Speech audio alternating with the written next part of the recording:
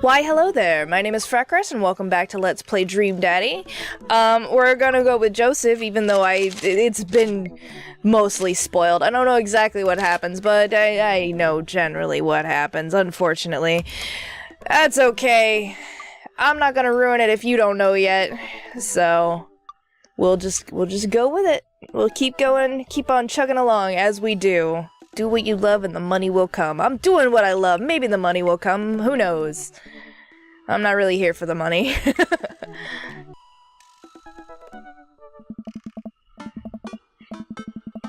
His family's a little weird, but Joseph seems cool. I should take him up on his offer to hang out. I mean, he did organize the barbecue. Wait, how do I hang out with a priest? I don't go to church. Should I be Jesus-y? Probably not. He seems pretty cool. Imagine Joseph's family staring at me as I fumble through some sort of prayer attempt. Maybe not too Jesus-y, a light smattering of Jesus. Will he want me to pray? Is he gonna pray at me? Do I have to pray at him? Talking to Joseph, huh? Ah. Amanda, how many times have I told you not to sneak up on me like that?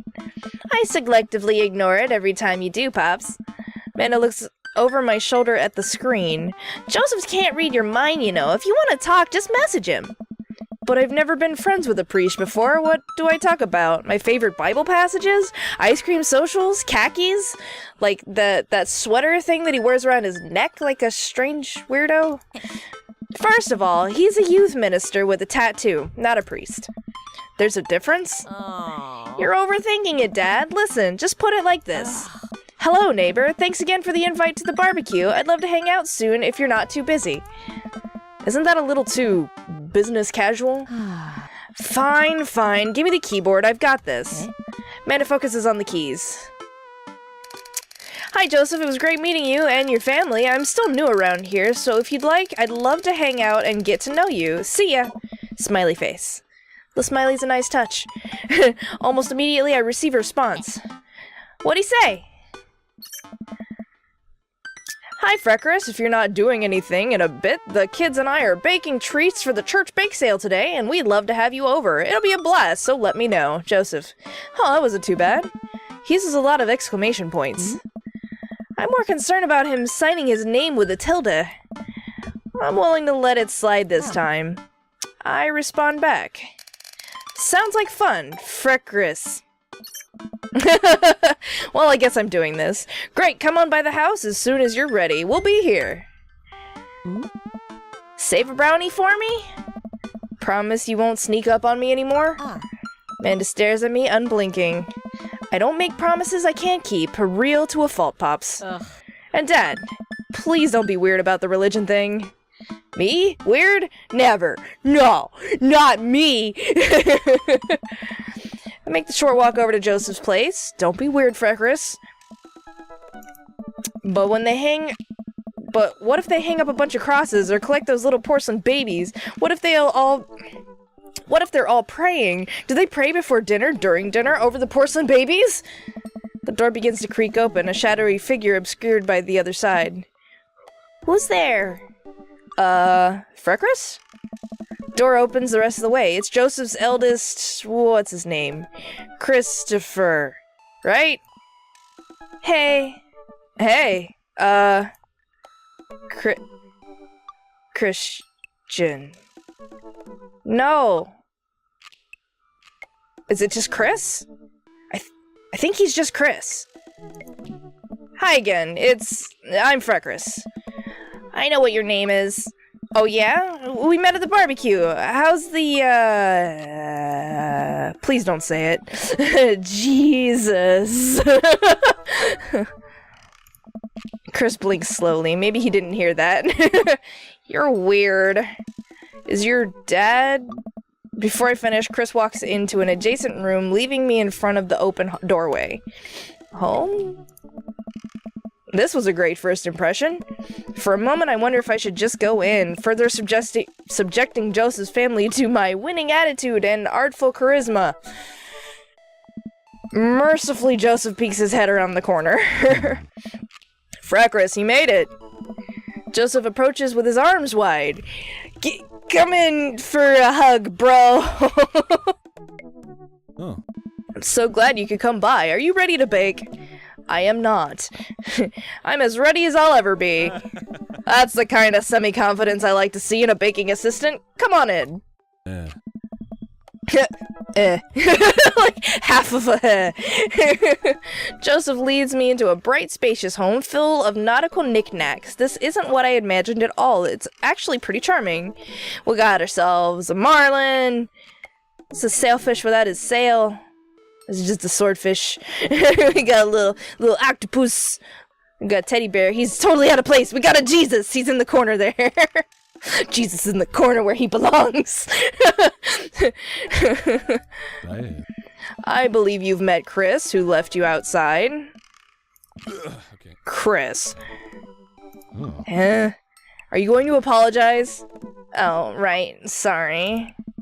Try to make eye contact with Chris, but he keeps looking away. He must be really shy. It's alright. Just next time be a little more inviting to our guests, okay? Sure. Chris seems to relish in the chance to escape the conversation and quickly vanishes into his room. Joseph turns to me apologetically. Don't take it personally. Chris likes to keep to himself. I mean, I like to keep to myself too, so it's fine. I mean, we didn't start off on the best foot in the world, plus being the eldest in a big family can't be easy. We try to cut him a little slack where we can. And here are the twins. Christian, Christy, say hello to Freckris. Hello, Father. Hello, Freckris. Kids, come on, dial it back on the creepy twin shtick. Creepy twin shtick? Egg them on. I want to egg them on. I want to do more fun voice stuff. Can you two say, come play with us, Danny? Oh no. The twins stare up in unblinking unison. Come play with us, Danny. Joseph covers his mouth and looks away, but he's certainly holding back a big laugh. This is it. This is my Dad World series. Okay, now say, please help us, Mothra. Please help us, Mothra. No, I can't take it. Joseph is trying his best not to break in front of his kids. His twins seem to be catching on and look eager to bust their dad. But can we keep it up? Go with something creepy, go with something obscure. Let's go with obscure. Let's go, like, way out there, like left field, something that I probably won't understand. Let's go. Now say, he who walks behind the rows. The twins tilt their heads in confusion. Uh-oh.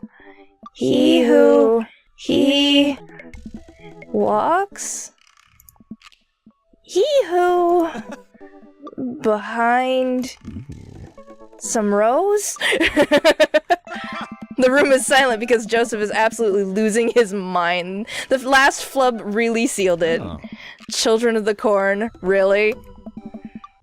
Is that not mainstream? I am off my game something fierce today. Great job, guys. Where's Scary? I was very scared. Joseph can't take it anymore. Despite his quiet protestations, he's laughing pretty hard into his hand, and the kids giggle with him. The twins, obviously pleased with a new arsenal of spooky weapons, leave the room to terrorize the rest of the community. My work here is done.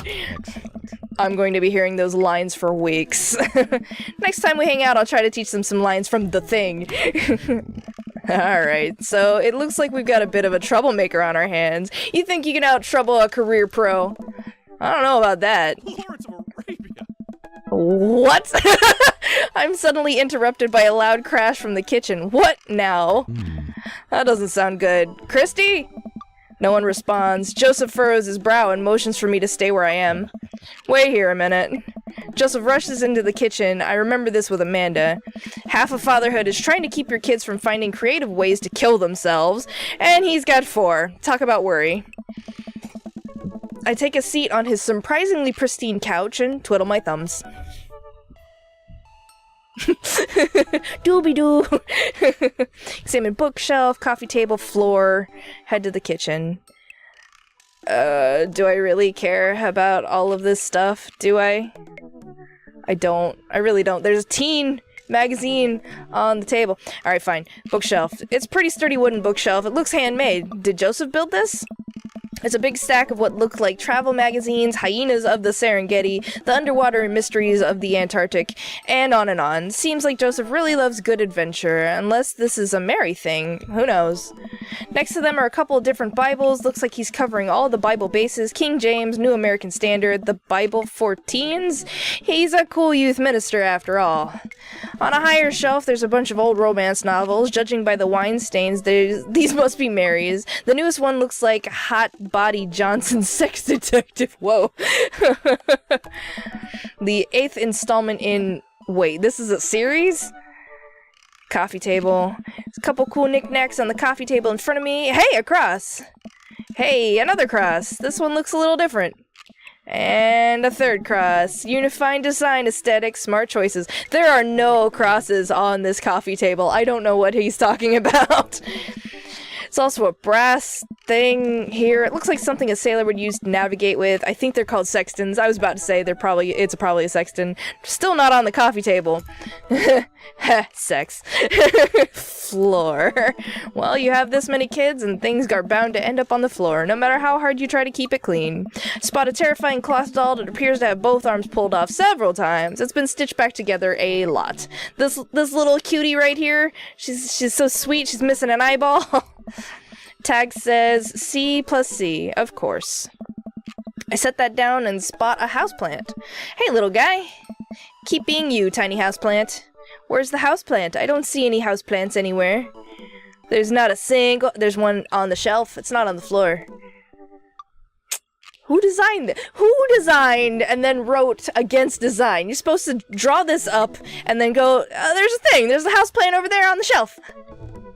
Anyway, spot one last thing on the floor next to the houseplant. It's a silver necklace. Wow, this looks expensive for something casually tossed on the floor. If there's a story here, it's none of my business. It's been a while. I guess I should go to the kitchen and see what's up. I walk into the kitchen and find Joseph holding Christy in one arm. She seems a lot calmer than she was a minute ago. I raise an eyebrow at Joseph. Twins are a lot more manageable when they're separated. Where's Christian? Hey. He ran off. Christy dips a spoon into the brownie batter and gives it a taste. Dad, it's too sweet. You're too sweet. No, I'm not. You're so sweet we might have to water you down with spiders. That's not watering you down, that's spidering you down. No, not spiders. Joseph begins tickling Christy with his free hand. Between the laughing and squirming, I don't know how he's got a hold of her, but that girl is locked in place. The man is a professional child wrangler. Christy fixes me with her best puppy dog eyes. Save me from the spiders. Spoon Duel the Spider King. Renegade option. Oh no, I don't know what either of these are. Spoon Duel Renegade option. I'm a renegade. Yeah, I was going somewhere and I don't know where I was going. Sorry, Christy, but I've been working with the spiders the whole time. I am the Spider King. No! They bought my allegiance with the promise of flies. All hail the spiders. Joseph grins and continues his tickle torture. No one escapes the wrath of the spiders. After a few seconds, he relents and puts Christy down. She immediately retreats behind his leg, where she watches me quietly. Christy, don't you want to bake with Freckris? Christy vigorously shakes her head. It must be my alliance with the house tickle spider. Are you sure you'll get first dibs on the biggest piece of brownie? Christy hesitates, then shakes her head no again. Sparkle Pony! Ouch. Joseph covered up his disappointment quick, but that looked like it hurt. You don't want to bake with Dad now? You want to play with Sparkle Pony? Yes. Okay, go. Before Joseph can even finish his sentence, Christy is out the door and down the hall. Damn. Ahead. Joseph sighs deeply and stares into the chocolate batter. He tastes it again, face twisting. And that is still way too sweet. So what made that crash? Egg beaters on linoleum floor. It's my new techno single. Still haven't thought of a B-side. Now we're looking into the batter. It's got a sickly sheen of sugar and chocolate candies throughout, and I have a feeling Christy had something to do with it. We need a fresh start. Oh, yeah, like I said, I'm not really a baker, but Don't even sweat it. The bag came with instructions that have mysteriously vanished along with my daughter, so we'll probably be fine. Probably? Yeah, probably. He certainly looks confident. Alright, Freckris, you've baked a cake from a box before. Once. How hard could this be? Huh. Now grab a spoon and get ready to rock. Mario Batali, save me. Joseph and I set to work cracking the eggs and mixing the things and then pouring the things according to how we assumed the back of the box would have told us to. Things go according to plan soon enough, we have a solid batch of brownies. Yeah. Woo! Wait. Joseph has a little dot of batter on his nose. Oh no! Wow, Freckris, way to use those dad skills. I bet you baked a few box mixes in your time. His nose! Joseph. All we have to do is bring these to the bake sale and voila, duty done. Now help me find Christy. Keep your eye out for a pony that sparkles.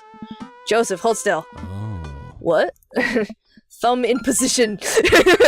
And got it. Joseph's eyes go wide as I gently wipe the chocolate off his nose. Is he blushing? Oh, thanks. No problem. In less than a second, I've licked the batter off my finger. Ew. It's really good batter. We should find Christy. Yes, we should. Do that, Freckris. Joseph quickly composes himself. Alright, she can't be far. You take the delta position and I'll watch your 6. Do you even know what that means? You're watching my butt, dude. Yeah. Alpha Tango Sparkle, roger. Sparkle, what is S? I can't remember. It's not Sparkle. Roger. Joseph starts making his way down the hall and calls back to me. Take the brownies and the rest of that stuff I baked earlier today while I get Christy. We'll meet you out in the car. Yeah. Joseph, Christy, and I arrived to the church parking lot to find fold-out tables and pop-up tents already set up. Looks like the bake sale is already in full swing. Wow, this place is packed. Is this packed? There are a few people milling around. Must be a value pack. Yes. If you can count a city's population on your fingers and toes, this counts as packed. Point. Christy rockets out of the car and into the lot. Is she running on jet fuel? I want to sell brownies! Okay, let's get set up. I want to see Mom. Yeah. She's down by the other row of tables helping out with another group. Want to go over there and tell her I said hi? Mom! Christy zips off immediately. Joseph seems unconcerned. Does she always run that fast? Excellent. Yeah, I can only catch her half the time. These knees aren't what they used to be. I remember when Amanda was her age, I couldn't get her to sit still for 5 seconds. Yep, great age to deal with. While Christy is gone, Joseph and I arrange all of our baked goods on the table and settle in. So, are we allowed to eat any of our own goods? Look, if I don't see nothing, I don't say nothing. The man upstairs has strong feelings about snitches. Does he? Does he really? Oh, see, same sentiments. Does he actually? Joseph shrugs. He eats a brownie. Looks like some of the other stalls are selling drinks, little handmade crafts, and other sweets. Whoa, someone brought a soft serve ice cream machine. I gesture to it. How are we supposed to compete with that? Please, this isn't my first time to the rodeo, the bake sale rodeo. Oh. There's actually no rodeo here, it's just a bake sale. I think you and I put together can make one pretty convincing argument for these brownies, don't you? Oh yeah, I hope so. Sneak another brownie to ease your fear of public interaction. Oh, don't talk to me.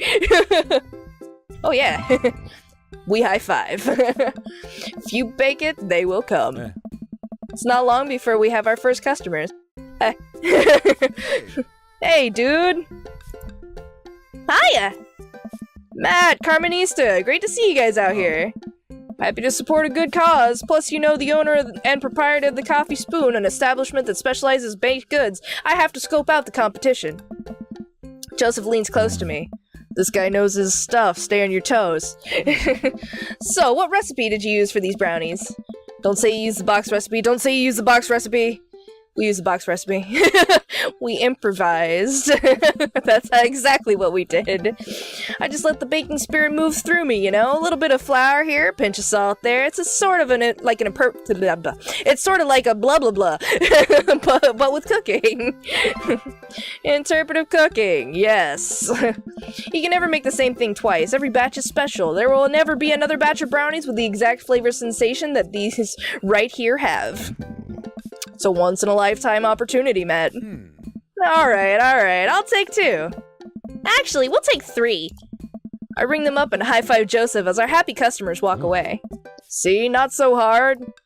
Yeah, I'm hot off the good feelings from that last sale. Who's next? We sell brownies to a bunch of people I don't recognize, but who clearly know Joseph. Eventually, another familiar face pops up. Freckris! It's Brian! Close enough. Can we interest you two in any of our fine sweets and treats? You sure can. I bet I could eat 10 brownies. Must. Resist. Urge to be competitive. I bet I could eat 11 brownies. Let the man buy his brownies. So, we'll put you down for 10? Better make it just 2. 1 for me and 1 for Daisy. Coming right up. You don't need to make the sexy ooh for selling brownies, okay? It's not that important. Coming right up. You excited for youth group movie night, Daisy? Yeah! What's the movie? It's a surprise. Joseph leans over to me. It's the Fast and the Furious. Really? If you think about it, there are some heavy religious undertones. Joseph hands a baggie to Daisy. Made sure to give you guys the edges. Oh, fuck yeah. He's got the goods. He knows what's up. Edges all the way. If you're a centerpiece, I mean, that's fine. You like centerpieces. I like the crunchy edges. They're freaking good. Clearly the superior part of the brownie topography. Thanks, Joseph. Our 2 customers walk off with their purchases. Joseph and I survey our stock. These are selling pretty hot. At this rate, we'll have enough money to pay for a new paint job on the church pews in no time. Wait, what happened to the pews? Ernest spray painted his rapper alias onto them. Young Steinbeck. Alright. I would have gone for young man and the sea, but I can respect that. Speaking in ministerial terms, Ernest is hard to reach. In father terms, Ernest is kind of a turd. Being a cool youth minister seems like a lot of work. It is, but it's worth it. Although, sometimes I wish... Never mind. What do you wish? You wish it was like the old days where you were on the sea? I don't even know. What? It's kinda silly, but... Do you ever wish you could just drop everything and go lounge around on a beach somewhere in the tropics, drink fruity beverages, fall asleep on a hammock, you know, basically live out a Bimmy Juffet song? I cannot talk today. Joseph, I think about this every single day of my life. My dream is to live in Margaritaville.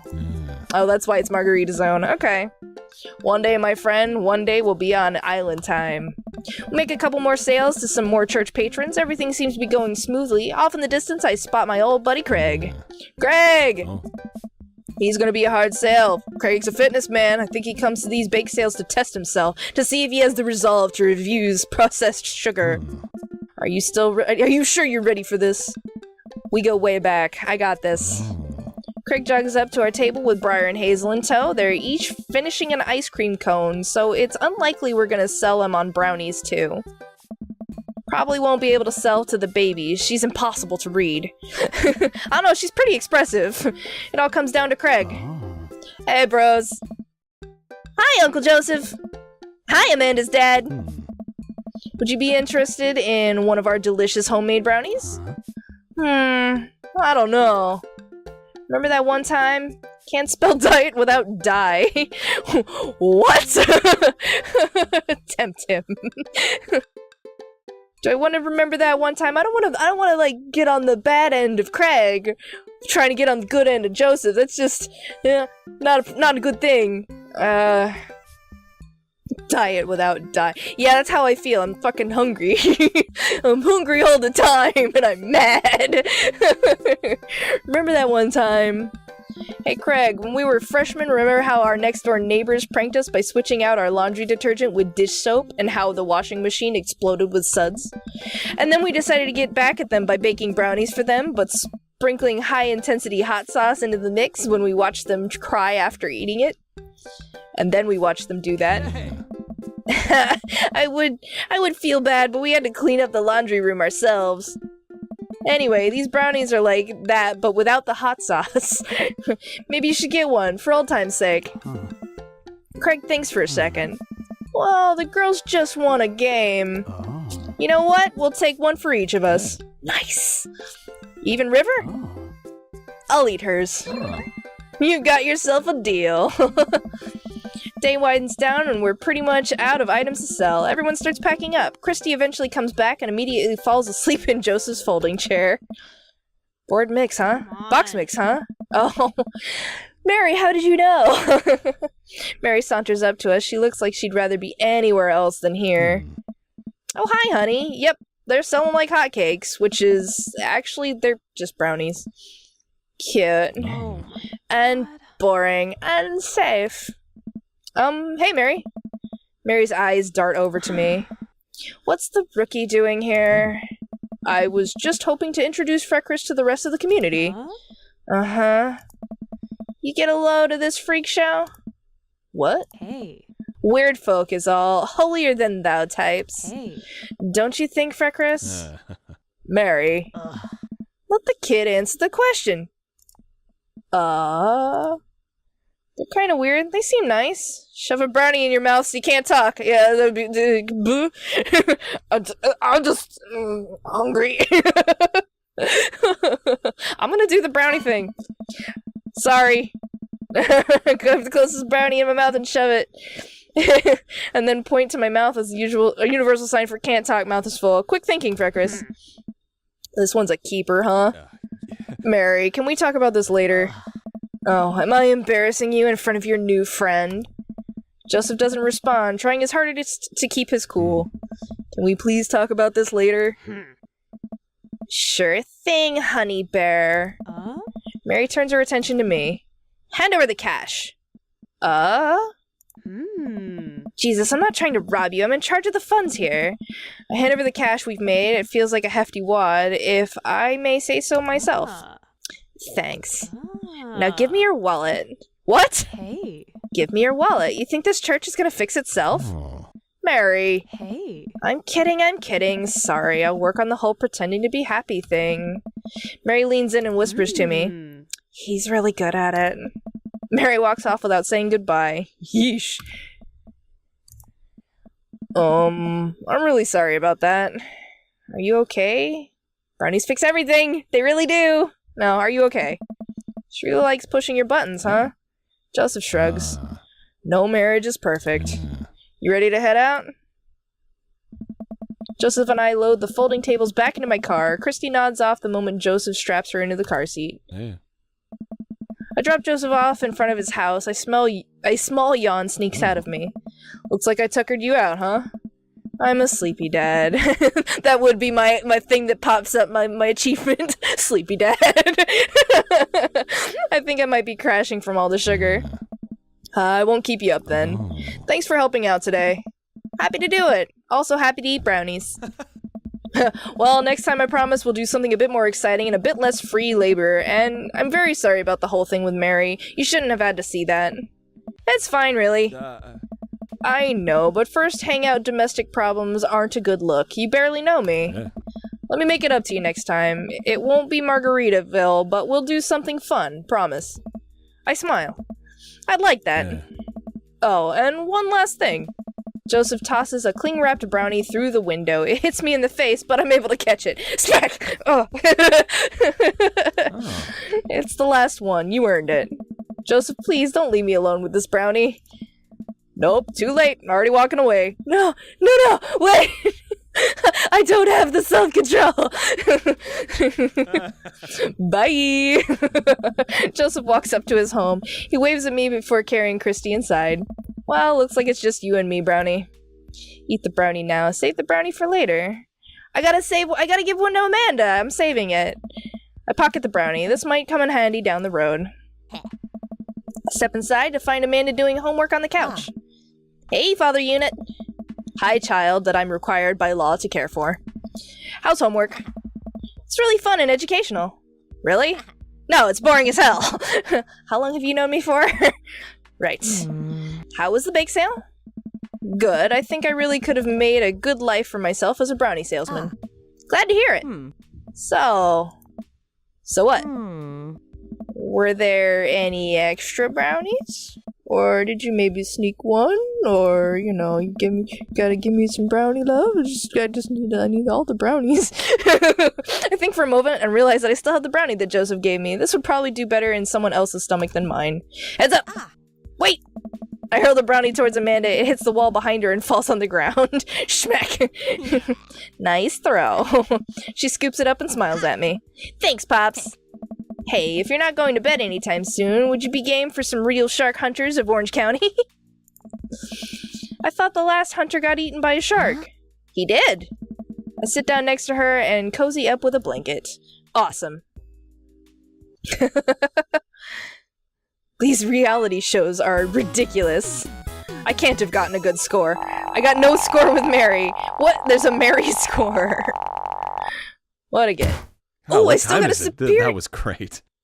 No, thanks. I got an S rank somehow, even though I got a dark, gloomy cloud. All right. Anyway, so good. I got a superior. Odd. Welcome. Dads. So I'm gonna go ahead and end this here. We'll go on the next date with Craig in the next episode. So thank you very much for joining me. Check out annotations for other videos that I've done. Share, subscribe, and socialize, and all the other fun stuff in the YouTubes down there. Hopefully I'll see you in my next video, and my freckly face is out of here. Bye.